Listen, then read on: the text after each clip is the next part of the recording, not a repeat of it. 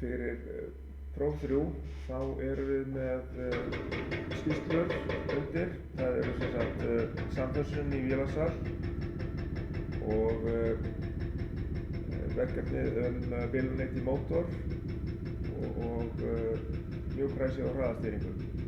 Aðeins að fara í nokkur atriði varðandi þessar æfingar fyrst og svo í rafkerfi Kinapods og svo síðast ætla ég að fara í svona atriði fyrir próf 3. Hér varðandi rafbílnarnir í mótorunum þá erum við með æfingu þarna 3A sem við fórum í og þar vorum við með 3 mælitæki svona til að byrja með. Það var pröfulampinn og fórum í gegnum kosti og galla í æfingunni. Það var sem sagt kosturinn, það er fljótlegt að finna út hvort það sé bilun í mótor eða ekki. Gallinn er að þetta er ónákvæm aðferð. En síðan með ómælunum þá gátum við athuga hvort það væri mismunur á viðnámi í vöðvunum og hins vegar gaf hann ekki nógu háa spennu út til þess að finna einangrunarbilun. Síðan notum við meggarinn. Kosturinn við meggar er að hann gefur út nógu háa spennu en hann er ónákvæmur til þess að greina hvort það sé viðnámsmunur á vöðvunum í mótornum. Rafbílarnir í mótorum eru þessar hérna, það er sem sagt rof eða sambandsleysi við vöðvinn í mótornum og þá er pröfulampið mjög góður í það. Síðan er einangrunarbilun, þá er náttúrulega best að nota meggar þar og það getur verið sem sagt leiðin til jarðar eða út í hús eða svo er leiðinni á milli fasavafa, sem sagt hérna er sýnt milli U-vafs og V-vafs og síðan leiðinni á milli vindinga í sama fasavafi og þegar að svoleiðis er þá er best að finna það með spanmælitækinu. Þá notum við spanmælitæki til þess að finna ef að mótorinn er brunninn að því leyti. Já, en meggar er fyrir hérna tvær bilunnar til þess að athuga einangrunar viðnámi á milli fasa og frá fasa út í hús. Þetta er það og síðan sem sagt vorum við með fleiri æfingar. Það voru sem sagt fyrir mjúkræsin. Þá höfum við hérna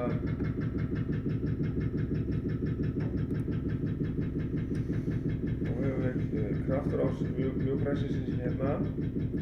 Þar erum við með 6 tífistóra sem við notum til þess að klippa af reyfilbunni til þess að fá hann í gang og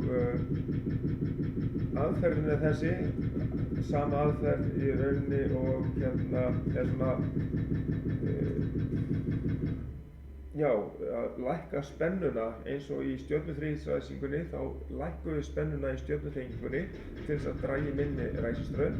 Hér er gert svipað, það er að klippa af spennunni þannig að spennan verður lægri í ræsingunni þannig að hann taki minni straum. Og það er náttúrulega auðvitað hægt að koma mótor í gang líka með hraðabreyti en í hraðabreytinum þá er verið að afriða 3 fasa reiðspennu oftast.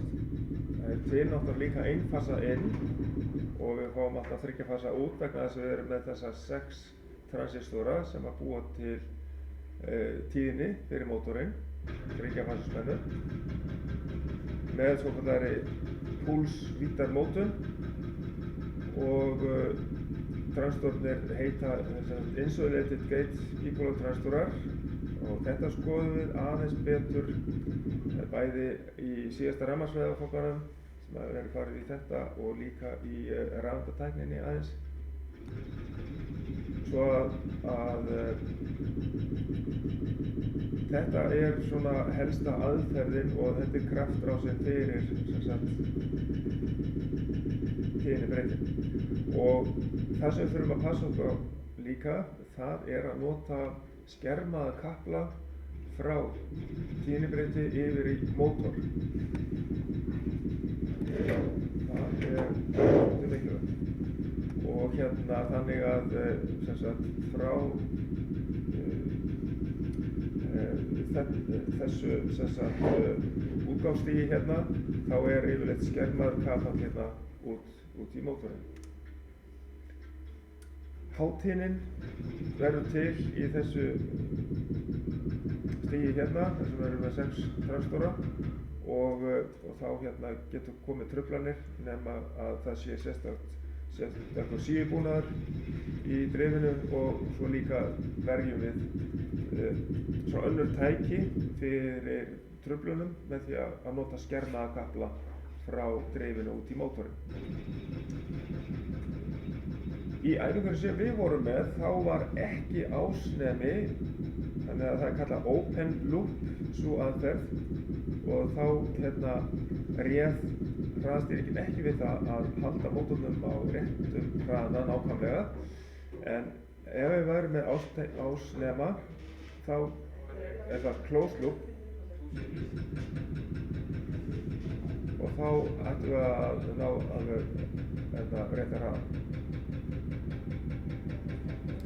Það er riðspenna inn hérna 3 fasa, afriðum, það er síun og síðan endursköpum við að búa til breytilega tíðni og spennu fyrir mótorinn. Þannig að þessi hérna lesning er þá til líka undir efni á innunni. Síðan hérna skulum við skoða annað. Það er rafkerfi Kínabáts og hérna erum við með spurningar og svör. Hérna hefur við þessar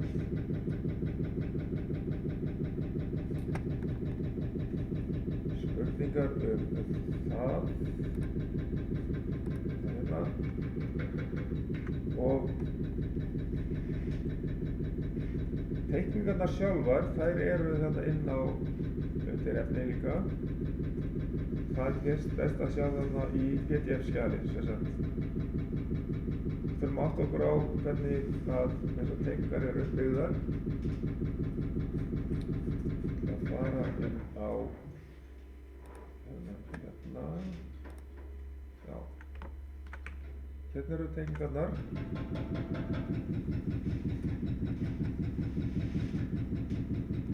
Og við sjáum hér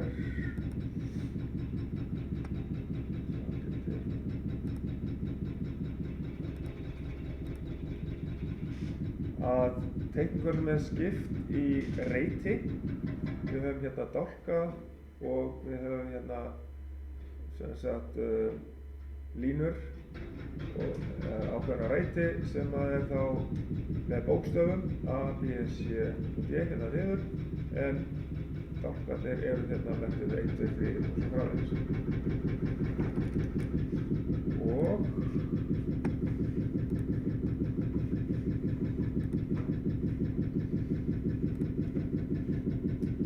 í þessu hérna þá höfum við sem sagt við þurfum að geta rakið hvar á teikningu við erum með þessa þætti og hér til dæmis talað spennur frá töflu T11 á teikningu sem er nummer 3 í reit 6 og skulum sjá, við erum með blað 2 hérna, þetta er blað sem 12. Já, það er líka þetta hér, þetta er 13, 12 hérna og þetta eru þessar töflur hérna sem við erum að tala Þetta eru rafmagnstöflur í skipinu.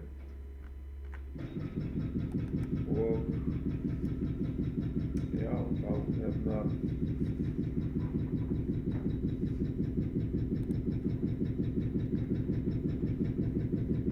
hvert fara þessar spennur sem sagt.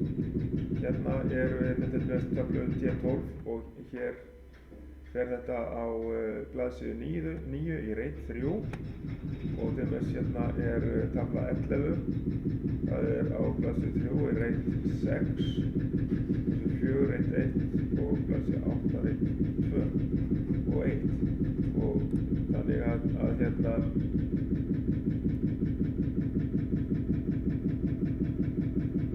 og það er sem sagt tafla T11, þar sjáum við hérna hvert þetta fer. Það er teikningarnúmerið 3, 4 og 8, sjáum það hérna, 3, 4 og 8 og svo er þetta reitirnir með 6, 1 og 2.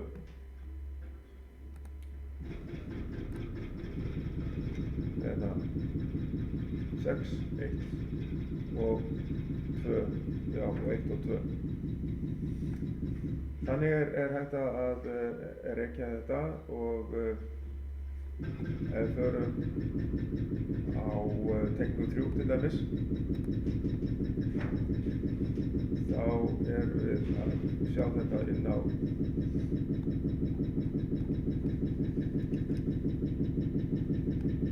þá er eins og hérna það er sýnt sko hvaðan að spennurnar koma.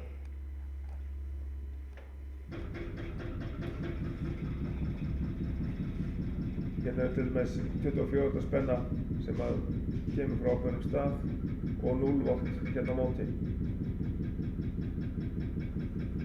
Þannig að við getum rakið okkur fram og tilbaka í þessu.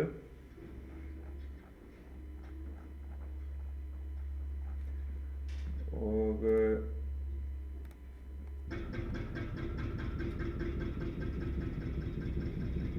svo er hérna varðandi snertuna hérna úr C3. Venjulega eru segulrófarnir merktir K hjá okkur en þetta eru eldri teikningar þar sem að þið eigið eftir að rekast á það að segulrófarnir eru merktir C. Það eru margar teikningar til ennþá í flótanum þar sem að segulrófar eru merktir C. Og ef við skoðum C3 þarna á teikningunni sem við vorum með áðan, það erum við með hérna. Hérna er C3 og hérna A1A2 á henni og þetta er þá á blaðsíðu 4 í reit 1, 2 og 3, þess að hvar snerturnar eru staðsettar. Þá sjáum við það hérna.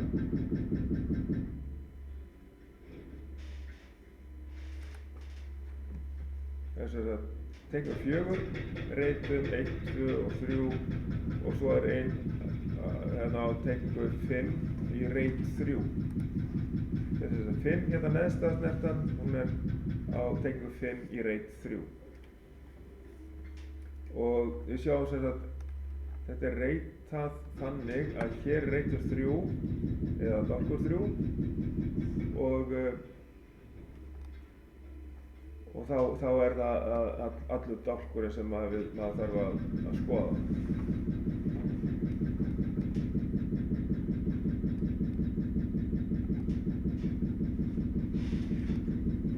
Hérna er til dæmis snerta úr C3, hún er merkt hérna 31, 34 og hérna er þessi reitur 3 sem maður verður að tala um. Þannig er þetta lesið úr þessum teikningum.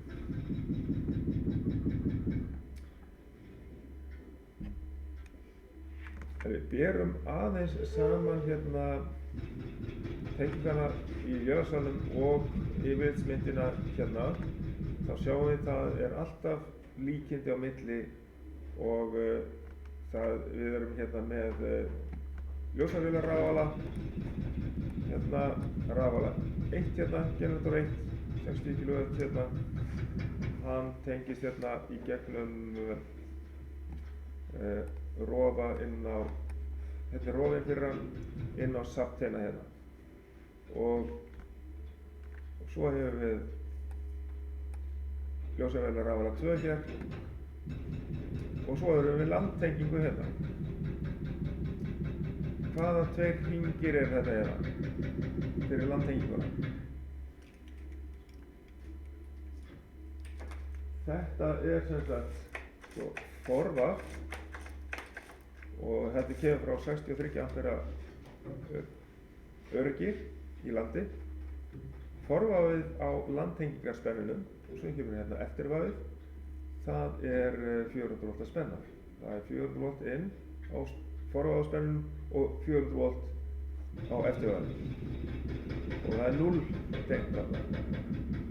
Þannig að þetta rafkerfi, það er með 0 í skipinu og við erum með jarðtengiskinnu hérna. Og hér er aðferðin til þess að mæla lekastrauminn í skipinu. Það er settur straummælir og straumspennir hérna í gegnum núlunina. Þetta er sem sagt dýr sem er á milli núlskinnu og jarðskinnu og ef það er, það er alltaf einhver smá lekastraumur í skipi. Þá sjáum við það að mælirinn sýnir eitthvað ákveðið, litla eða mikla útleiðslu eftir atvikum. Þarna er útleiðslumælingin framkvæmd í skipinu. Og við sjáum hér á ljósavélatöflunni að það er bæði hægt að hafa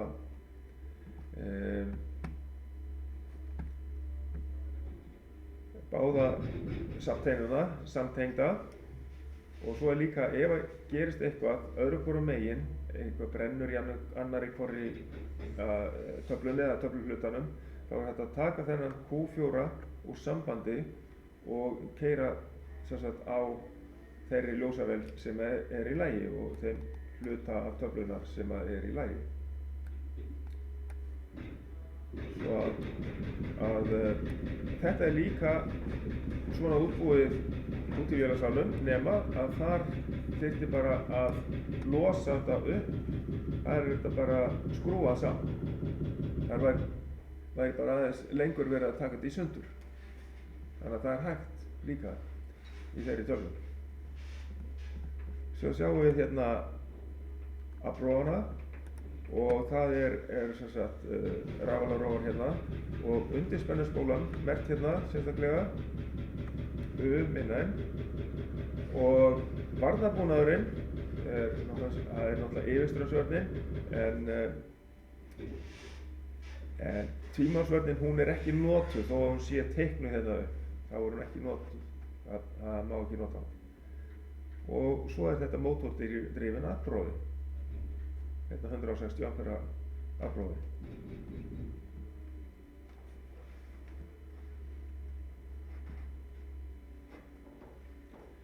Og við getum séð eitthvað aðeins búnaði. Hérna höfum við sem sagt töflurnar og svona stjórntöflur og við erum náttúrulega með, hérna erum við með afrófa og sjáum við hérna straumspennuna, þessa bláu hérna, það sem að kaplarnir fara í gegnum. Svona mælum við strauminn sem er að fara ýmist í gegnum rofan eða aðra leið hérna, hvort er landtenging eða hvað. Hvaða rofi þetta er nákvæmlega, þetta er Q3, þetta er landtengingarrofin og þannig að það þarf að mæla strauminn sem kemur hérna inn á skipið gegnum þennan rofa og svo erum við annars staðar með náttúrulega víxlrofan til þess að víxla fösum ef að fasaröðin er ekki rétt. Og þannig lítur þetta út í raunveruleikanum og hérna táknmyndin fyrir hérna straumspennuna, þessa bláu hérna, hún er hérna. Sjá hvort við sjáum hann ekki hér fljótlega. Til dæmis fyrir landið, þá erum við með hérna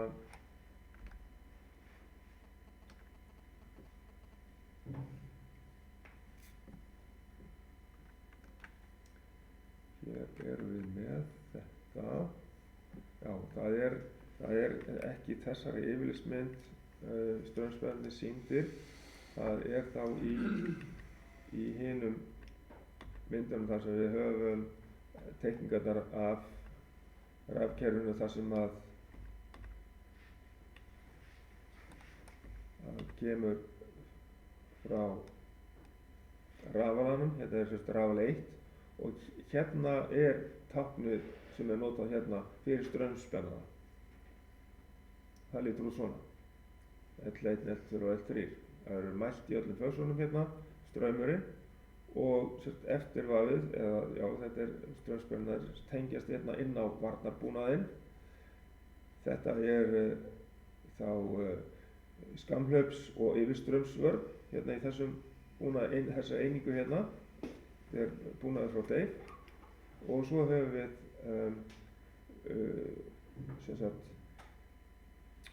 einingu sem að jafnar álagi á milli véla sjálfkrafa. Álagsjöfnunarbúnað, kallað á ensku load sharing unit, og svo náttúrulega þurfum við fyrir aflmælinn og fyrir straummælinguna, þá þurfum við líka að fá hérna fyrir ampermælinn hérna og fyrir aflmælinn, þar þurfum við líka að taka strauminn í gegn frá eftirvafi straumspennuna. Þannig að þetta var í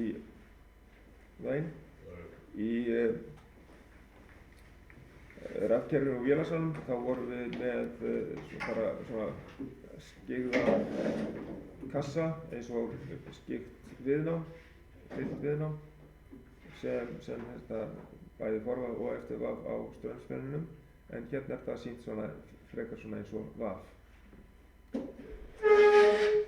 Og hér eru við þá líka með spennurnar, sem sagt, hérna er í rauninni bara sjálfar sem að tengir upplýsingar spennuna inn á allar einingarnar sem eru fyrir rafala, varnarbúnaðinn og stjórnbúnaðinn fyrir rafala. Þetta er allt saman í því. Þannig að hérna, hér er sá búnaður. Og ef við skoðum bara aðeins þá áfram verkefnið, þá er verið að finna út hvert ákveðni kaplar fara. Ef við skoðum hérna kapalteikninguna og finnum til dæmis hvert þessi kapall frá T6 fer, en ég ætla ekkert að fara í gegnum alveg allt þetta, bara taka dæmi þetta og skoða hvernig við lesum úr þessu á þessum teikningum. Svo hérna ætla ég að láta ykkur fá svona æfingapróf þar sem við förum gegnum svona spurningar og tökum þetta hérna dæmi. Það er tafla T6 á blaði 6. Skoðum það. Það er þá kapalmyndin hérna og það er þessi hér. Þetta er tafla 6 hérna. Hvað eru blaðsíðumerkingar á teikningu? Sem sagt, í PDF-skjalinu þá er blaðsíðumerkingin, hún er sem sagt hérna. Hér er til dæmis blaðsíða 6. Sjá hérna page 6 hérna. Já, ok. En það er svolítið erfitt að finna þetta samt sem áður, því að í þessu PDF-skjali þá eru blaðsíðurnar líka merktar með svona númerum í hring, hérna á blaðsíða 8 og hérna á blaðsíða 11 og 12 og 13, og í verkefninu þá er vísað í þessi númer hérna. Já. Þannig að maður þarf aðeins að átta sig á því að hér eru merkingarnar fyrir blaðsíðurnar aðalega, blaðsíður 15, 16 og svo framvegis. Þannig að þetta er svolítið erfitt að átta sig á þessu, en það er reynt að auðvitað það þarna í þessu verkefni með því að vísa á þessi númer þarna í hring. En þá er tafla 6 aftur og það eru 3 kaplar sem að fara í hana. Það er smá villa hérna í myndinni eða einhvern veginn er þessi lína lent hérna. Þetta er bara auka lína hérna fyrir ofan. Hér er rafstrengur sem að kemur frá aðaltöflunni til þess að fæða þessa töflu. Hann er hérna 5 x 1,5 kvadrat og hann kemur bara hérna áfram frá aðaltöflunni. Fer inn í aðaltöflu og það er þetta sem að er þá, já, ég misti af henni, hún var hérna, þetta er hérna main, eða þessi hérna bara T0. Þessi kapall fer bara inn í þessu töflu, T0. Og fleira er sambandi við töflu 6, þar koma 2 aðrir kaplar. Annar þeirra fer hérna út í viftu, sem sagt 3 fasa viftu. Það er hérna kapall sem er 5 x 2,5 kvadrat. Það stendur hérna ventilator engine room og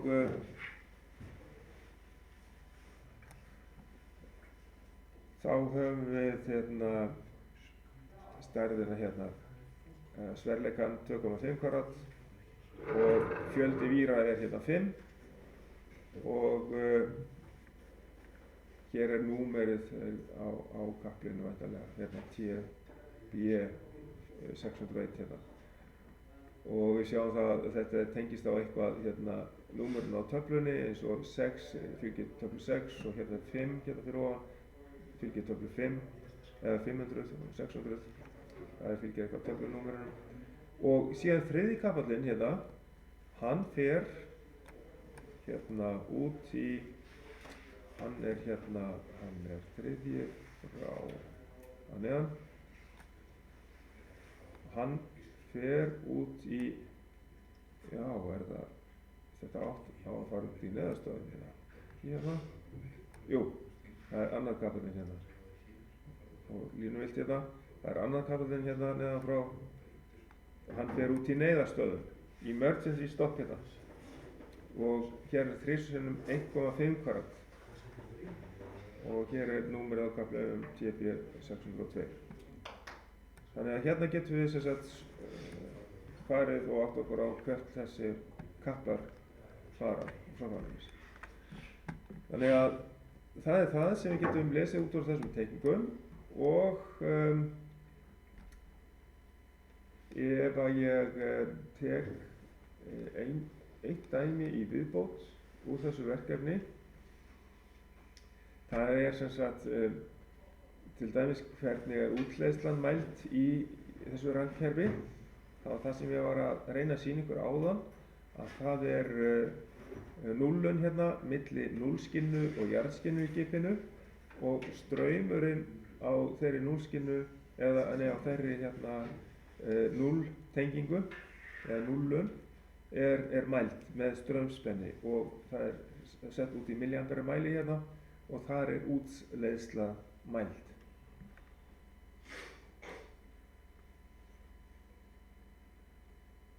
Og svo verður bara að tala hérna stjórnbúnaðinn og varnarbúnaðinn hérna fyrir framan, en við þurfum líka svona aðeins að fara í gegnum þessar spurningar varðandi kerfin sjálf, sem sagt þetta er einangrað 3 fasa þrítaugakerfi og hér er smá skýringamynd af því. Þetta er 3 fasa rafstraumskerfi þar sem að skipssporurinn er ekki hafður sem leiðari og í rauninni, já, þá ætti í þetta ekki vera tengt, sko. Og það væri þá frekar þessi mynd hér. Þá er ekkert tengt út í skipsspólinn, Hér á ekki að vera tengt heldur umgerðin út í. Heldur það er bara jarðtengilisti hérna og svo er 0 hérna. Og þannig að allt sem er jarðbundið, umgerð á tæki og slíkt, sem sagt, mótorar, jarðtenging og mótorum og það allt saman, það er tengt við þessa skilnu hérna PE, Protective Earth. Þetta er þrífasa fjórtaugakerfi með jarðtengdri 0-taug, því að þá er það í rauninni eins og þessi jarðtengd 0-taug er gerð svona. 0 er hérna og 0-taugarnar koma hérna inn í þetta og svo er jarðtengilistin hérna, þar sem að öll tækin, jarðtengdu tækin eru tengd í. Svo ef það er einhvers staðar útleiðsla í einhverju jarðtengdu tæki, þá fer lekastraumurinn í gegnum þennan mæli. Þá getum við fundið hvaða tækið er bilað með því að slá út og finna útleiðsluna. Og síðan er hérna atriði varðandi spennur, semst hámarksspennur í jafnstæðis- og reiðstæðiskerfum í skipum. Og þetta er úr reglugerðinni sem er rafkerfi skipa undir efninu og það er hámarksspenna í jafnstæðis- og reiðstæðiskerfum rafkerfi skipa er 500 volt fyrir fastar vélar, stór hitatæki og eldavélar sem nota 4 kW eða meira og það er þessi tæki eru fasttengt með rafstrengjum en hámarksspenna fyrir ljós, lítil hitatæki í íbúðum og eldavélar, innstungur og hreyfanleg raftæki, hámarksspennan þar er 250 volt. Svo er náttúrulega ekkert fjallað háspennukerfin í skipum akkúrat í þessu hér. Það var ekki komið allavega hér en nú er það að verða alltaf meira og meira. Háspenna í skipum. Og síðan er varðandi staðsetningu rafala að þeir yfirleitt það þarf að hafa á vel loftrastum stað og þess að þeir fái nægilega kælingu og þannig að kæli loftið sé hreint og þurrt eins og hægt er og yfirleitt reynt að hafa þannig að ás rafalana sé samhliða kili skipsins. Og frávik í uppgefinni netspennu og tíðni, þetta höfum við líka aftur í síðustu rafmagnsfræði áfangunum að varðandi sem sagt jafnströmsvélar, það er bara pluss-mínus 1,5% og það þurfum við að lítið að hugsa lengur og hérna og aðra jafnströmsvélar sem er þá pluss-mínus 2,5%. Varðandi rafala, þess að afhansafa jafnströmsrafala þannig að það er eina orðin liðin tíð en varðandi reiðströmsrafala þá þarf að halda spennunni innan við pluss-mínus 2,5% af málspennu við hvaða álag sem er og það er nú yfirleitt spennureglarnir sem að sjá á þetta og en leyfilegar breytingar á tíðni það er sem sagt 5% leyfileg breyting á tíðni að staðaldri en pluss-mínus 10% stutta stund. Þetta eru sem sagt varðandi tíðnibreytingar. Það fer eftir hvort þetta er í langan tíma eða stuttan tíma. Þannig að 5% má það vera í langan tíma en 10% í stutta stund.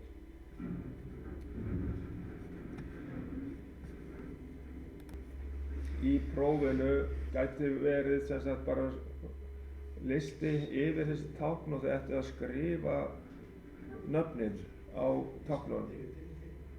Þannig að hérna höfum við sem sagt tveggja póla sjálfar, neðastöðunarrofa, þrífasa yfirálsvörn, gömljós og hér höfum við spólu eða spanviðnám.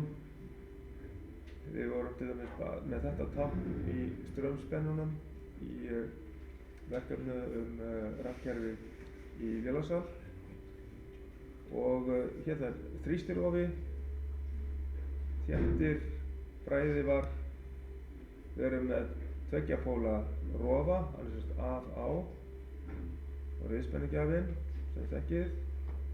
Svo er jafnspennugjafi, það er sem sagt annar streikið, annar póllinn aðeins lengri heldur en hinn. Lengra streikið er sem sagt yfir plúsinn. Þetta getur verið rafhlaða eða rafgeymir, almennt tákn. En svo geta líka verið svona fleiri sellur komið fyrir seinna. Svo er það undirspennusbólan sem ég hef verið að reyna að sýna ykkur í afprófum. Hér er yfirárásvörn og skammhlaupsvörn við oft tengt við sjávarrofa í kraftarósum og hér er svo einpóla sjálfar og hér hefur við nokkra sellur í rafgeymi eða jafnspennugjafa, einpóla rofa af á og hér er markrofi. Svo höfum við hérna snertur úr yfirárásvörn og það er merkt 21, 22 og 13 og 14. En venjulegast þá höfum við 95 og 96 sem normally closed og 97 og 98 normally open snertu í yfirárásvörn líka. Þetta er mismunandi. Og hér snerta úr yfirárásvörn, til dæmis úr færibandaverkefninu og tákn fyrir yfirárásvörnina er hérna og svo er bara snertan hérna, normally closed. Þetta getur verið víxlsnertan til að verja gerfið fyrir skammhlaupi og já, það er 95 og 96 og 97 og 98 er þá snerta til að gefa samband og gömljós. Og hérna sjáum við svo þessar snertur á sama stað, tengdar, sem sagt þetta er líka nákvæmlega sama. Hérna er við bara í sitt hvoru lagi, en hérna eru þær saman snertur úr yfirárásvörn 95-96 og 97-98. Og þá erum við búin að fara í gegnum þetta. Það eru, við erum með fleiri tákn og sem að geta komið fyrir, eins og til dæmis spennir með aðskildum vöfum. Þetta er til dæmis eins og landtengingarspennirinn sem við sáum í tengingu frá Kínavatnum sem dæmi. Og þetta hafið þið undir efni á innunni og þetta er í rauninni, já, það helsta sem ég er búinn að fara yfir núna sem að gæti hugsanlega komið á prófi. Sem sagt, þessi spennir hérna, eða eins og landtengingarspennir og jarðtengingartáknið og þannig að ég held ég sé búinn að fara yfir þau helstu tákn sem að gætu komið til prófs. Í þessu æfingaprófi þá er talað að mismunandi rafkerfi og ein útgáfan sé svokölluð þrífasa fjórtaugakerfi eða jarðtengdri núlltaug, skipsspólur ekki sem leiðari og í þessu prófi átti að teikna upp skýringamyndina. Ég er ekki að fara að láta ykkur gera það en hins vegar gæti komið bara mynd af þessari aðferð við að mæla útleiðsluna og þið ættu kannski aðeins að lýsa því örlítið, bara að segja frá því að straumurinn er mældur og þá er það bara útleiðslumælingin. En á þessari teikningu þá er bara skipsspólurinn sýndur hérna sem svona eitt strik undir öllu saman og álagið tengist hérna þess að 3 fasa og núllið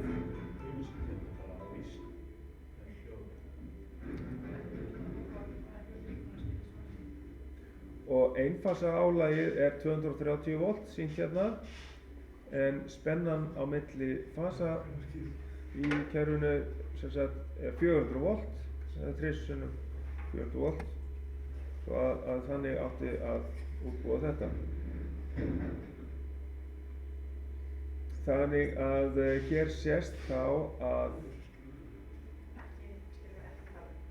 núlltaugin, það er ennið hérna, hún er bundin við jarðtaugina, PEN sem sagt, Protective Earth Neutral, það er jarðtaugin og það er hérna táknið sem að sýnir það sem þá að öll jarðbundin tæki eru tengd inn á jarðskinnuna, það sé. Jarðskinnan er hérna fyrir öll jarðbundin tæki, en ekki tengt, jörðin er ekki tengt út í skipsbólinn, til þess að náttúrulega minnka tæringu og annað slíkt. Og útleiðslumælingin fer fram þá með straumspenni á leiðaranum sem tengir saman núllskinnuna og jarðskinnuna. Og síðan eftir að við á þessum straumspenni tengist út í straummælinn sem að sýnir útleiðsluna, útleiðslustraumin. Þá er það næsta spurning.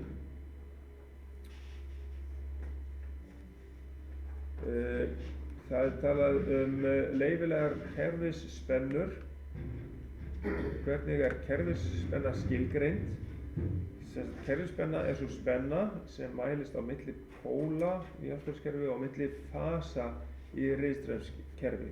Þannig að kerfisspennan er sem sagt þessi spenna hérna á, eins og sýnt hérna sem 3 sinnum 400 volt. Þetta er á milli fasana hérna, 400 volt spenna. Það er kerfisspenna. Ok, það er svarið við þessari spurningu hér. Þá er það næsta. Mynd 1.1 sýnir útleiðslumælingu í einfasa rafkerfi. Við erum að útskýra hvernig þetta virkar. Og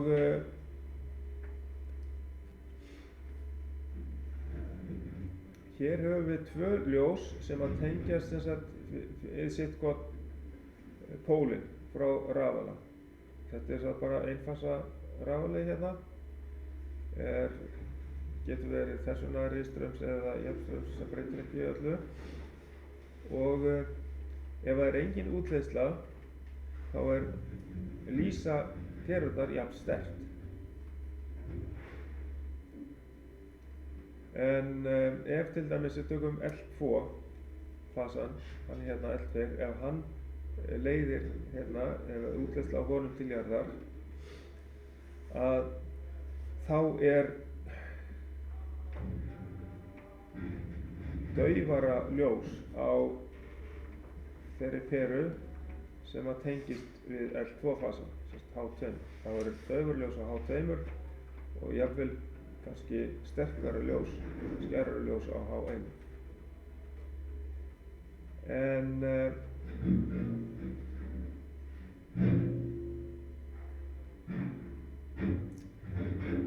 sem sagt til þess að sjá muninn, hvort að er einhver á milli ljósana, ef það er lítill munur til dæmis, þá sjáum við hvort það verður einhver munur með því að aftengja perurnar frá jörð hérna og þá verða þessar 2 perur raðtengdar og lýsa þá jafn sterkt. Það eru náttúrulega jafn stórar í vöttum og allt það. Þá gætum við séð munin ef við ýtum á S1. Þá verður það jafn bjartar.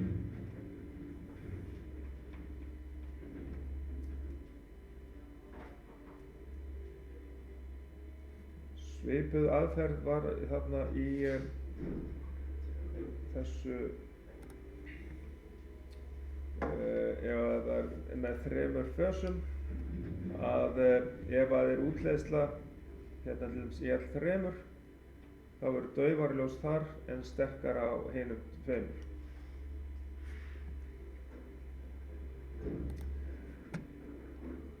Síðan eru spurningar hérna rafkerfi vélasal og alls ekki, já það er ekki myndir þar eru ekki hér en þær eru í verkefninu prófinu sjálfu. Hér er spurt sjá tengingu 16.3 til hvers eru gömljósin H3 og H4 og hvað stjórnar þeim. Og þá er að fara yfir á það. 16.3, H3 og H4 og þetta er sem sagt yfir árásvörn og hérna bakhafsvörn og það hérna H3 var bakhafsvörnin og H4 yfir árásvörnin og það eru liðavarnir Rafalans F1 með snertur fyrir þessi viðvörunarljós. Síðan er sama tenging að það er snertur ofans Q1 eru 5 á blaðinu sem vísa það til og hvert er hlutverk þeirra sem sagt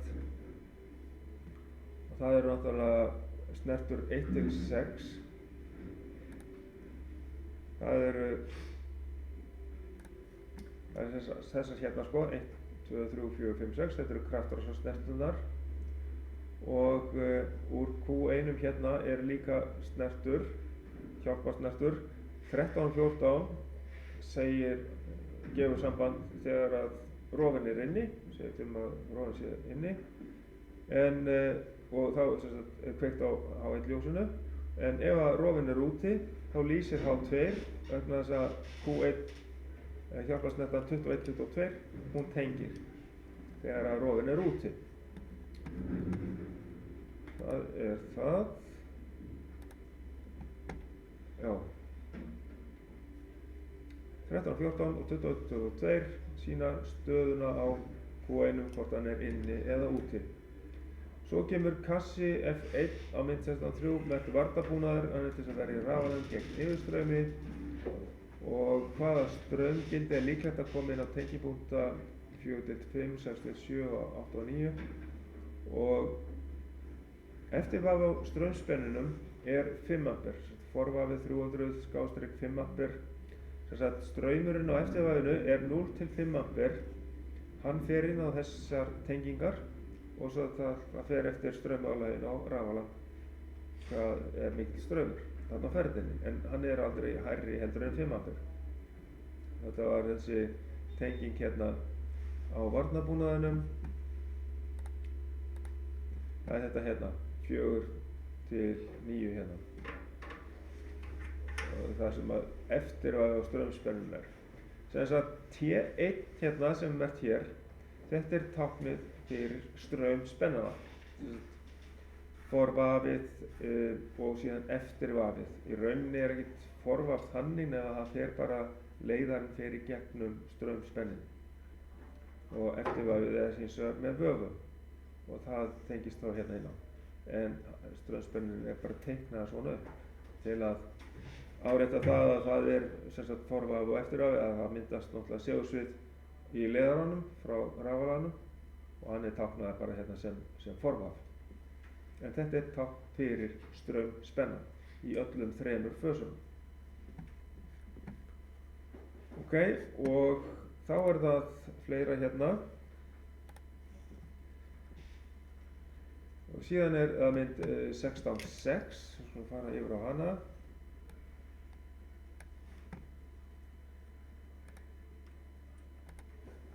Hún er hér 16.6 og hér er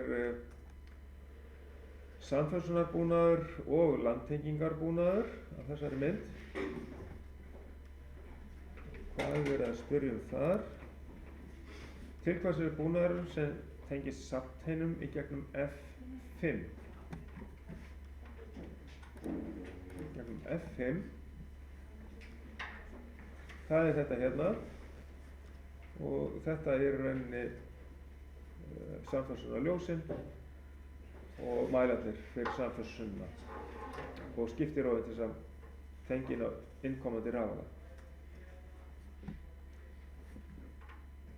Og þá er því svarað hérna, þetta er samfellsuna búnaðurinn, samfellsuna ljós, mælar og samfellsuna sjá.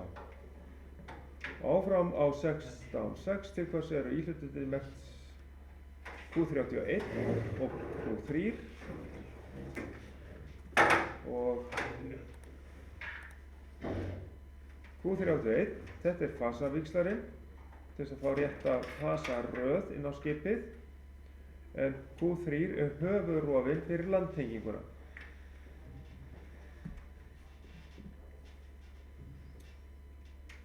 Og við getum sagt hvað er sem sagt, hvað skilyrði eru fyrir því hérna. Sjá, aðeins að skoða það. Hvað skilyrði fyrir því að landtengingarrofinn megi koma inn? Ef að undirspennusbólan hérna fær ekki spennu, þá getum við ekki sett Q3 inn, ekki heldur handvirkt, skiljið, það er ekki hægt. Af því að þetta virkar á vélræna hluta afrófans.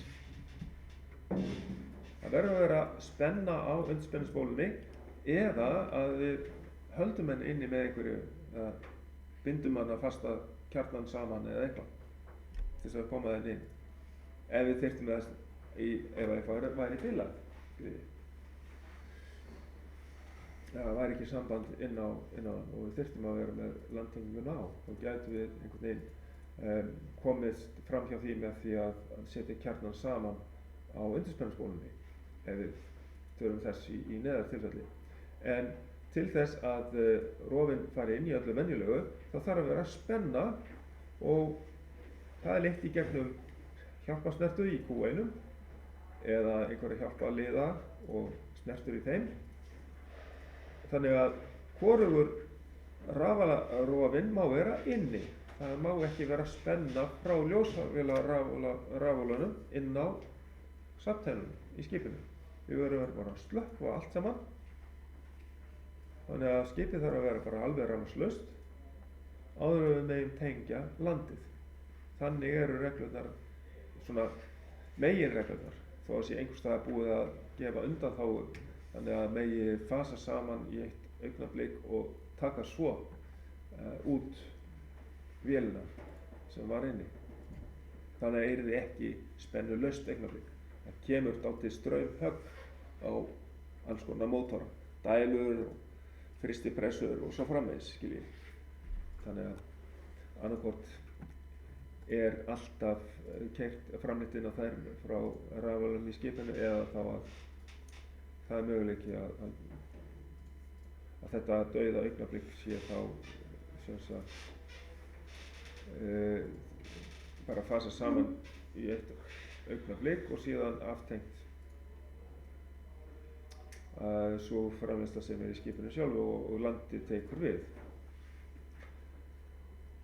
Og hérna sjáum við hérna fasaröðina með þessum vísi hér. Það var náttúrulega rofið sem er ekki sýndur hérna, sem sýnir fyrst hvernig fasaröðin er. Ef hún er ekki rétt, þá getum við breytt henni með Q31 og sjáum við þá tengjast aðrir fasar hérna inn.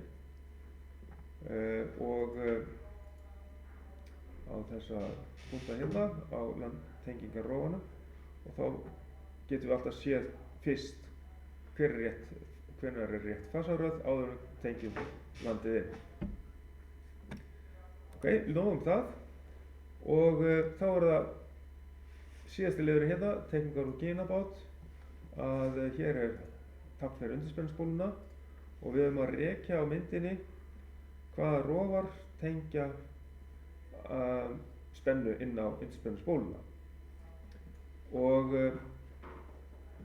og teikna inn á svona mynd. Og þetta kemur frá 24 V spennu og alla leið inn á undirspennusbóluna og við skulum sjá hvernig það er. Þá förum við í teikninguna hérna. Sjá, alltaf þess að hafa til hliðar hérna og þá erum við með þessar tengar hér og sjá hvort ég finn hérna undirspennusspóluna einhvers staðar. Það ætti vera hér. Já, hérna er undirspennusspólan. Hún er hérna, þessi hérna, U. Hérna er spurning hvort ég get snúa þessu, að reyna það. Kannski þægilegra að sjá þetta þannig. Þetta er hérna. Svona. Ef við náum þessu, jú, allir það ekki. Náum að stakka þetta upp. Þá er frá 24 spennugjafa kemur hérna spennan. Sjáu þetta. Hérna út í pluss 24 volt hérna út í á tengingu 2 í reit 2 og þá kemur hérna í gegnum snertu 7 og 8 á búnaði sem heitir skammhlaups og yfirstraumsvörn. Þannig að hún má ekki vera úti. Þetta leysir rafaláróðan út ef að vera skammhlaup eða yfirstraumsvörnin leysir út. Þannig að það er fyrsta snertan sem við sjáum hérna 7 og 8. Síðan kemur snerta úr C53 hérna og þetta er þá tengingin inn á rafala hérna rofa. Þannig að 1114 C53. Nei, þetta er eitthvað annað. Þetta nú við. Ég þarf að finna út úr hvað þetta er, hérna C53. En hann þarf að vera inni og síðan hérna C52. Það er hins vegar sem sagt landtengingin, hún verður að vera úti til þess að ég fái inn á þetta hér.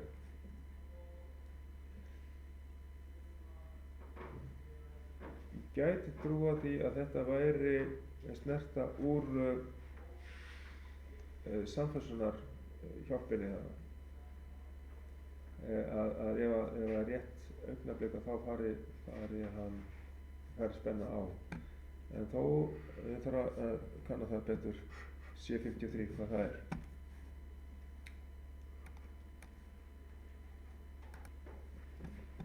Í þessu svari hérna þá við erum búin að fara yfir þetta á teikningunni en róðnir sem að tengja undirspennusspóluna eru snertan 21-22 í C52 sem er landtengingar rofinn að hann sé ekki inni. Þá má rafalarofi fyrir rafala 1 koma inn. Síðan er snerta 11-14 í C53. Það er ekki tilgreint hérna nákvæmlega úr hvaða búnað þetta er. Og síðan snerta 7-8 í yfirálsvörninni, sem sagt E4. Það var náttúrulega nóg að telja upp þessar snertur í þessu tilfelli. En hér er liður B og á blaði 7 sem sagt þá er spurt hérna til hversu kassin C123D. Þetta er það sem við vorum að skoða, þetta er skammhlaups og yfirálsvörnin. Það er þessi hérna, RMC123D hérna. Þetta stendur hérna Short and Overcurrent Relay. Það er þessi kassi hér. Og síðan er spurt hérna hvers konar íhlutur er Q11 í reit 2C og til hvers er hann. Það er rauninni þessi hérna, Q01.1. Þetta er rauninni sjálfar sem að tengir spennurnar fyrir alla mælibúnaðinn og stjórnbúnaðinn. Tengist inn á yfirálsvörn, skammhlaupsvörn, gefur spennu inn á einingar, varnarbúnaðinn, mælibúnaðinn, samfessunarbúnaðinn fyrir rafala. Og náttúrulega álagsdeilingarbúnaðinn líka. Og síðan er síðasta spurningin hérna, blað 9, landtenging er fyrir miðri mynd. Sjá, það er ekki hérna, að reyna að finna þetta blað. Hvar var landtengingin fyrir miðri mynd? Já, ætla að sé þetta hér. Ok, þetta við. Hér er sem sagt landtenging fyrir miðri mynd, rofinn Q3, hann er hérna, rofinn Q3 hérna, landtenging er rofinn. Hvernig komum við veg fyrir að hægt sé að tengja land inn á safntennina ef annarkvort Q1 eða Q2 eru tengdir? Og þá erum við með snertur úr C34B og við sjáum það að þetta er leiðin að undirspennusbólunni hérna. Hérna er C34B og C44B hérna, það er hérna uppi á myndinni. Það er C34B og C44B að þeir raðtengjast inn á undirspennusbóluna Q3. Ef að Q1 eða Q2 eru inni, að þá er C34 eða C44 að rjúfa hérna. Þannig að ef að rafalarrofi, annarkvort rafalarrofana er inni, þá rofnar straumurinn hérna, þannig að undirspennusbólan fær ekki straum eða spennu og þess vegna er ekki hægt að setja inn afrófan. En ef það er slökkt á báðir rofarnir eru úti, bæði ljósavélar rafali Q1 og Q2 eru úti, afrófarnir, að þá tengja þessar snertur C34B og C44B og síðan er hérna tæki sem að það fer líka í gegnum snertu hérna 1 og 3. Þetta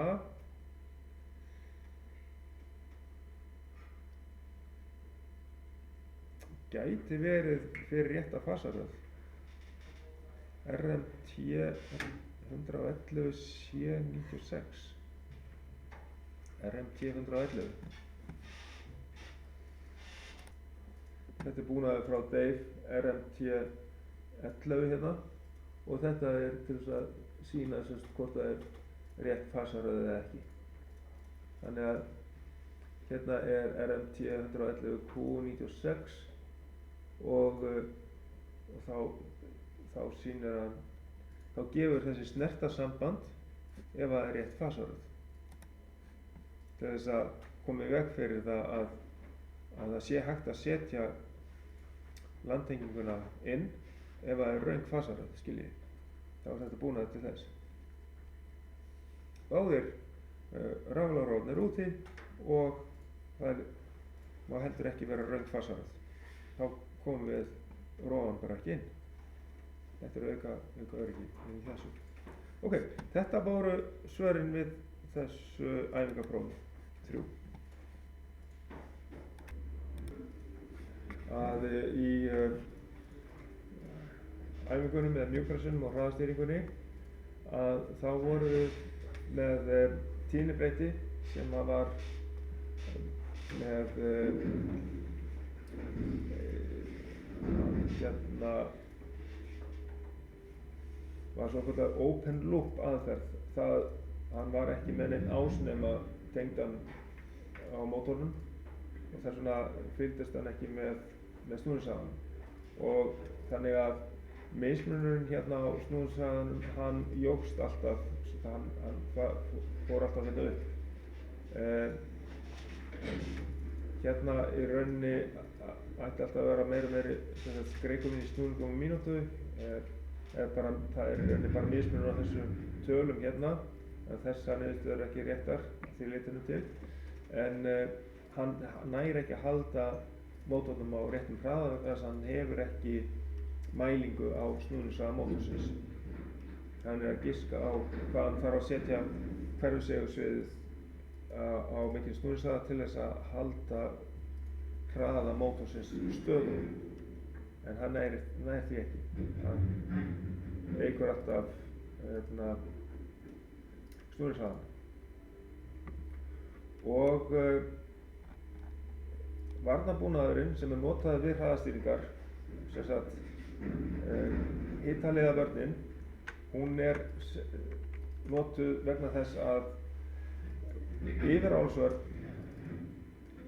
getur í rauninni ekkert mælt annað heldur en straumtöku mótorsins. Ef að mótorinn er undir miklu álagi, snýst hægt frá hraðastýringunni, þá tekur hann eðlilegan straum.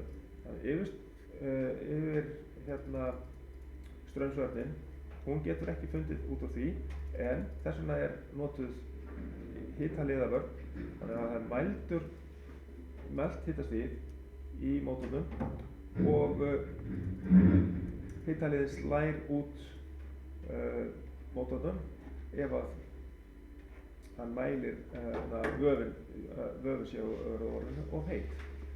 Það er það sem við áttum eftir aðeins að fara í þessari upprifun hérna.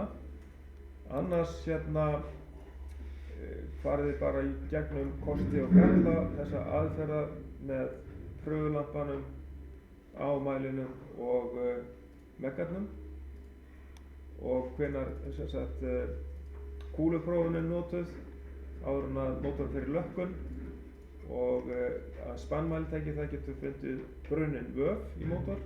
Það er svona helstu atriði varðandi þetta, og síðan er aðallega mælingar eða útreikningar út frá merkingum straumspennuna sem við förum eftir þegar að við sjáum hvaða stillingu þetta er í rauninni.